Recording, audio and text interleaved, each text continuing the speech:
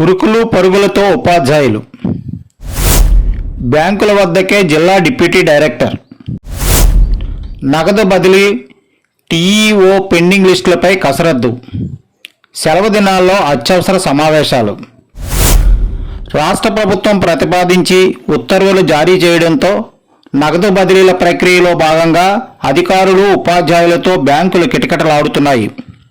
సాక్షాత్తు జిల్లా గిరిజన సంక్షేమ డిప్యూటీ డైరెక్టర్ స్వయంగా బ్యాంకుల వద్దకు చేరుకొని టీఈఓ పెండింగ్ లిస్టులపై కసరత్తు చేస్తున్నారు. పాఠశాలలకు సెలవు దినాలు అయినప్పటికీ ఆశ్రమ పాఠశాలలతో పాటు స్కూల్ కాంప్లెక్స్ పరిధిలో ఉన్న జీపీఎస్ ఇతర పాఠశాలల ప్రధానోపాధ్యాయులు ఉరుకులు పరుగులు తీస్తున్నారు. దీనికంతటికీ కారణం లేకపోలేదు.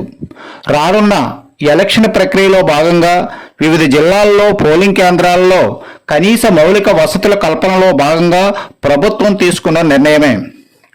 అల్లూరి జిల్లా వివిధ పాఠశాలల అభివృద్ధి కోసం గతంలో ప్రభుత్వం మెయింటెనెన్స్ నిధులు మంజూరు చేసింది.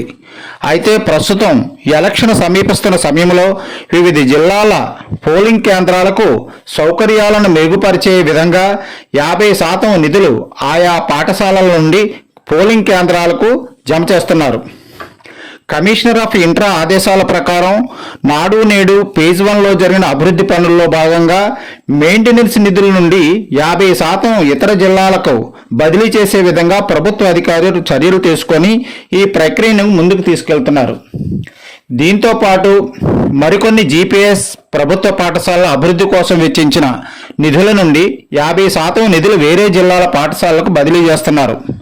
ప్రధానంగా త్రాగునీరు, ఎలక్ట్రికల్, ప్లంబింగ్ పనులైన ట్యాపులు, పైపులు, ఫ్యాన్లు, టైల్స్, డోర్స్ వంటి మరామతులకు ఈ నిధులను వెచ్చించే విధంగా చర్యలు తీసుకుంటున్నారు.